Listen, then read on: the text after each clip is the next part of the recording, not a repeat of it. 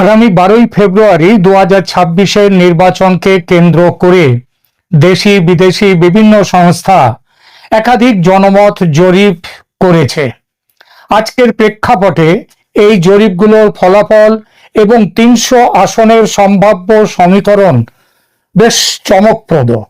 এই প্রতিবেদনে বিভিন্ন জরিপ, মুখ্যত আন্তর্জাতিক জরিপকে সামনে রেখে খুঁজে দেখার চেষ্টা করব 12 তারিখের নির্বাচন যদি আদৌ হয় তাহলে সেই নির্বাচনের সম্ভাব্য ফলাফল কি হতে পারে। নির্বাচন আদৌ হবে কিনা সেটা একদম শেষে বলবো এই প্রতিবেদনের। প্রধান এবং গ্রহণযোগ্য জরিপগুলো কি বলছে সেটা দেখা যাক। IRI ও NDI যে জরিপ, এই জরিপ দুটো, এই সংস্থা দুটো আন্তর্জাতিক রাজনীতি এবং নির্বাচন পর্যবেক্ষণে IRI এবং NDI অত্যন্ত পরিচিত দুটো নাম। IRI এর পুরো নাম হলো ইন্টারন্যাশনাল রিপাবলিকান ইনস্টিটিউট, যার বাংলা অর্থ হচ্ছে আন্তর্জাতিক রিপাবলিকান ইনস্টিটিউট।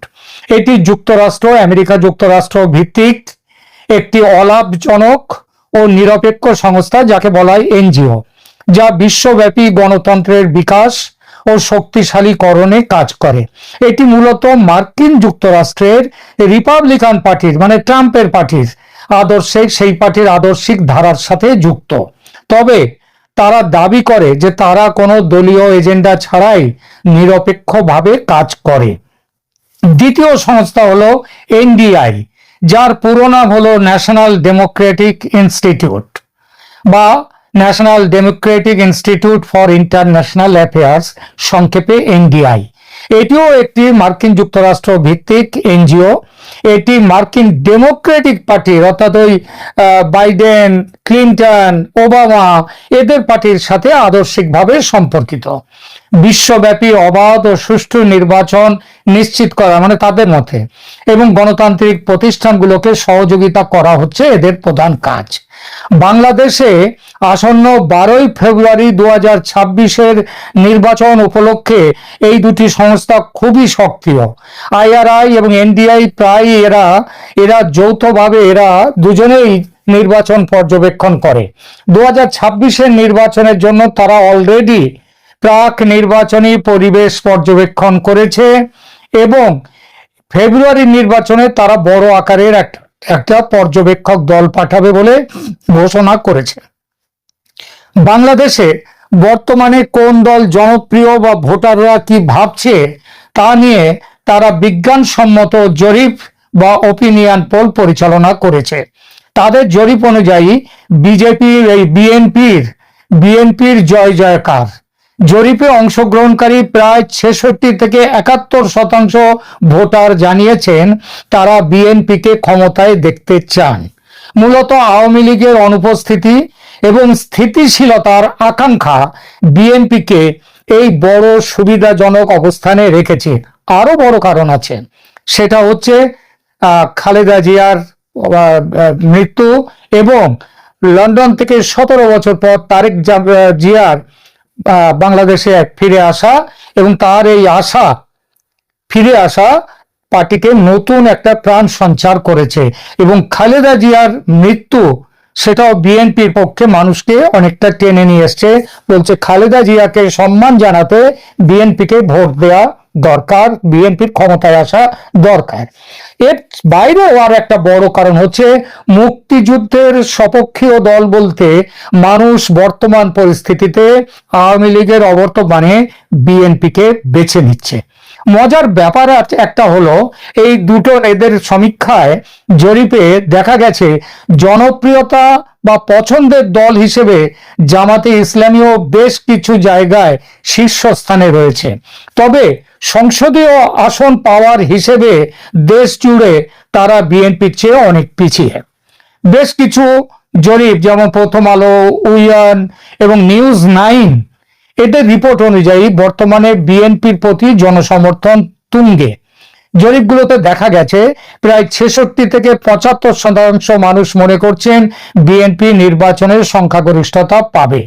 বিশেষ করে আওয়ামী লীগের অনুপস্থিতিতে সাধারণ ভোটারদের একটা বড় অংশ, যার মধ্যে আওয়ামী লীগের ভোটারও আছেন, তারাও স্থিতিশীলতার জন্য বিএনপির দিকে ঝুঁকছে। ইসলামী দলগুলোর ভোট ভাগাভাগি এবং বিএনপির একক আধিপত্য নিয়ে মাঠ পর্যায়ের বিভিন্ন জরিপ ও গোয়েন্দা তথ্যের, ভারতীয় গোয়েন্দারাও আছেন তাদের মধ্যে, তাদের ভিত্তিতে একটি নিরপেক্ষ বিশ্লেষণ নিচে এখন তুলে ধরছি আপনাদের সামনে। ইসলামী দলগুলো জামাত, ইসলামী আন্দোলন, এবি পার্টি এবার এরা আলাদাভাবে লড়ছে। যদিও জামাত একটি বৃহৎ শক্তি হিসেবে আবির্ভূত হয়েছে, কিন্তু ইসলামী আন্দোলন হাত পাখা জামায়াতের জোটে না গিয়ে আলাদা লড়াই এবং এবি পার্টি আধুনিক ইসলামী ঘরানার প্রচার চালানোয় ইসলামী ভোট ব্যাংকটা বেশ কয়েকটি ভাগে বিভক্ত হয়ে গেছে। ইসলামী আন্দোলন বাংলাদেশ চরমোনাই, তারা প্রথমে জামাত নেতৃত্বাধীন জোটে থাকার কথা থাকলেও আসন ভাগাভাগি নিয়ে দ্বন্দ্বে জোট ত্যাগ করেছে। বর্তমানে তারা 300 আসনের বেশিরভাগই একক প্রার্থী দিয়েছে। এই বিভাজনটি সরাসরি বিএনপিকে, যাদের প্রতীক ধানের শীষ, সেই প্রতীককে সুবিধা দিচ্ছে, কারণ তাদের প্রধান প্রতিপক্ষ এখন আর একক কোনো শক্তি আওয়ামী লীগ বা জামাত নয়। ভারতীয় সংবাদ মাধ্যম যেমন CNN নিউজ 18, তারপর ইন্ডিয়ান এক্সপ্রেস এবং গোয়েন্দা সূত্রগুলোর মতে বিএনপি 300 আসনের মধ্যে অর্ধেকের বেশি আসন পেয়ে এককভাবে সরকার গঠন করতে পারে। তাদের মতে অ্যান্টি ইনকামবেন্সি বা ইউনূস সরকারের প্রতি তীব্র ক্ষোভের সুফল বিএনপি ঘরে তুলছে। একটু অদ্ভুত লাগছে, কারণ বিএনপিও কিন্তু এই সরকারের অংশ ছিল, কিন্তু সেটা থাকলেও এই তথ্যটি দেশের মানুষের কাছে স্পষ্ট হয়েছে যে ইউনূস সরকারের আসল পরিচালক হলো জামাত এনসিপি জোট। সুতরাং অ্যান্টি ইনকামবেন্সি ভোট জামাতের বিরুদ্ধে যাবে। জামাত জোটের আর এক পরিচয় হয়ে গেছে, আগেই বলেছি, মুক্তিযুদ্ধ বিরোধী শক্তি হিসেবে। তো মুক্তিযুদ্ধের পক্ষের যে শক্তিশালী ভোট ব্যাংক আওয়ামী লীগের কাছে আছে, সেই ভোট ব্যাংকের একটা বড় অংশ মুক্তিযুদ্ধ বিরোধী জামাতকে পরাজিত করতে জামাত জোটের বিরুদ্ধে ভোট দিতে বুথে যাবে। সে সংখ্যাটি আওয়ামী লীগের মোট ভোটের, আওয়ামী লীগের যত মোট ভোটার আছে তার অর্ধেক হলেও অবাক হওয়ার কিছু নেই। ভারত বর্তমানে বিএনপির সাথে সম্পর্ক উন্নয়নের চেষ্টা করছে, কারণ তাদের অভ্যন্তরীণ মূল্যায়নে বিএনপি সম্ভাব্য বিজয়ী। তাছাড়া তারা হচ্ছে এখন বর্তমান পরিস্থিতিতে বিএনপি ছাড়া তাদের কোনো জায়গায় যাওয়ারও জায়গা নেই ভারতের।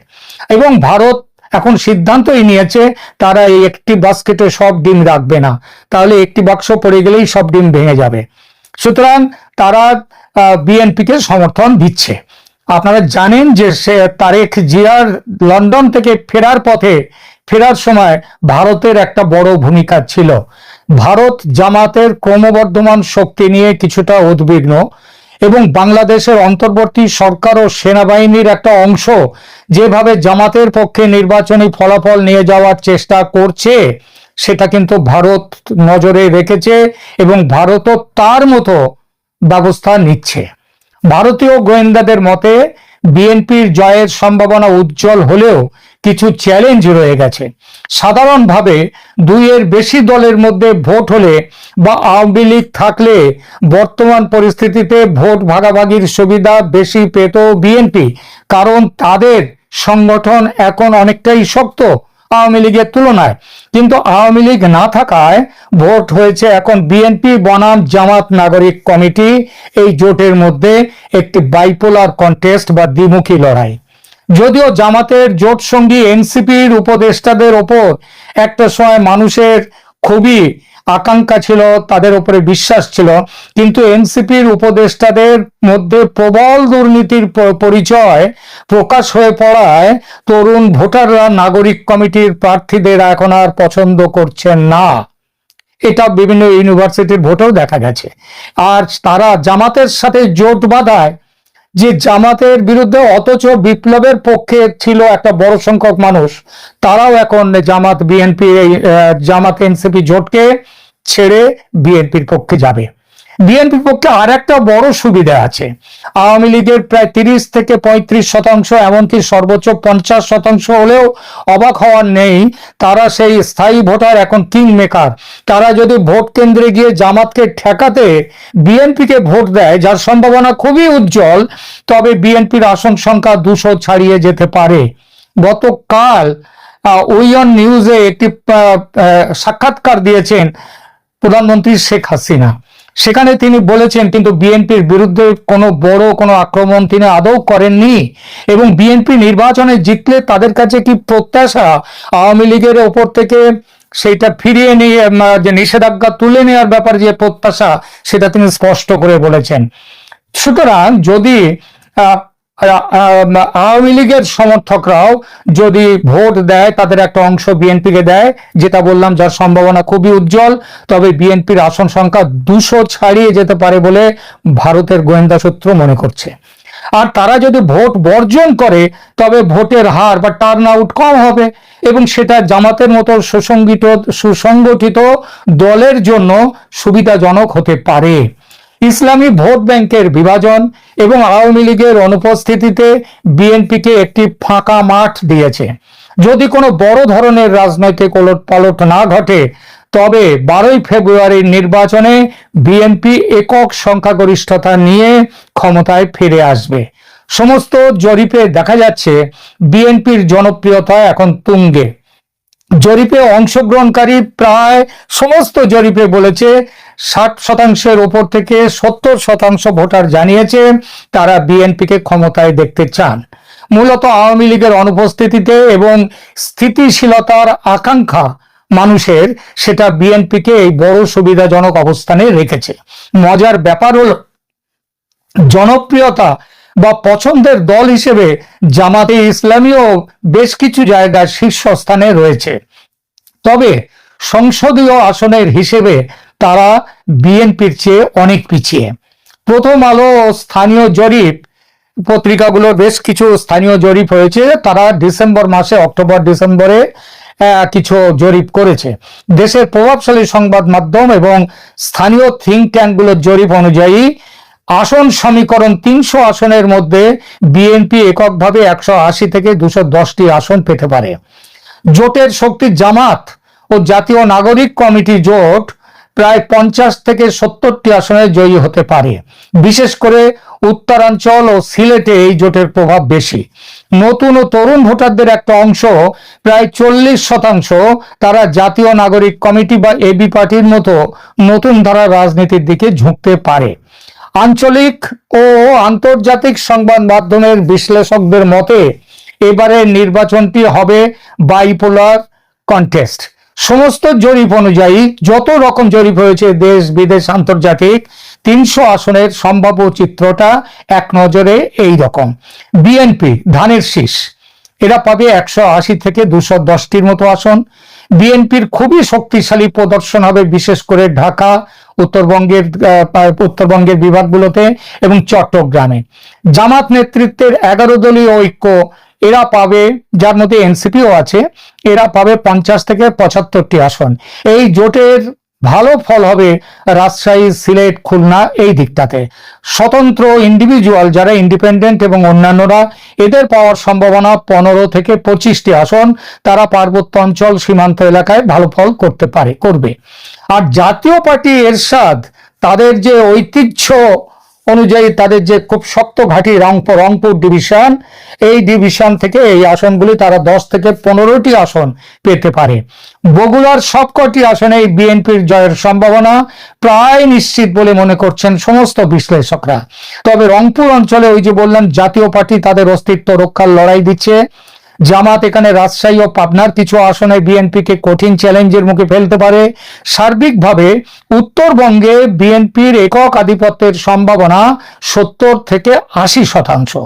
চট্টগ্রাম, বন্দরনগরী ও পার্বত্য জেলা, চট্টগ্রামের রাজনীতি বরাবরই কিছুটা ডানপন্থী ও রক্ষণশীল ধারার। এখানে মূলত বিএনপি বনাম জামাতের লড়াই হবে। এবং ইসলামী আন্দোলন, এই তিনটের মধ্যে ত্রিমুখী ভোট লড়াই হবে। চট্টগ্রামের মানুষ ঐতিহ্যগতভাবেই ধানের শীষের বড় সমর্থক, তবে হাটহাজারী বা পাতিয়ার মতো এলাকায় ধর্মীয় দলগুলোর প্রভাবও ব্যাপক। জয়ের সম্ভাবনা তাহলে কি? চট্টগ্রামের 15টি আসনের মধ্যে অধিকাংশ আসনে বিএনপির জয়ের সম্ভাবনা উজ্জ্বল। তবে জামাত এবং ইসলামী ফ্রন্ট মিলে যদি ইসলামী জোটগুলো একভূত হতে পারত, তবে কয়েকটি আসনে বিএনপিকে বেগ পেতে হতো, যেটা এখন হবে না। কক্সবাজার ও পার্বত্য জেলাগুলোতে বিএনপির সাংগঠনিক অবস্থা বর্তমানে খুবই সুসংহত। এবার যে বিষয়টি শেষে বলবো বলে এতক্ষণ স্থগিত রেখেছিলাম, সেটা নিয়ে কিছু বলি।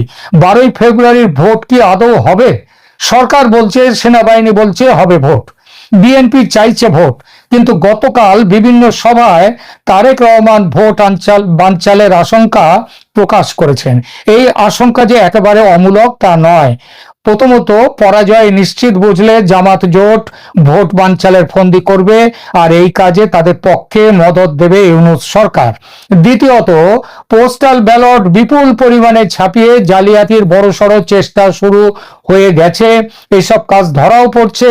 একেবারে শেষ মুহূর্তে এসব জালিয়াতির দোহাই দিয়ে নির্বাচন বন্ধ করে দিতে পারে কমিশন।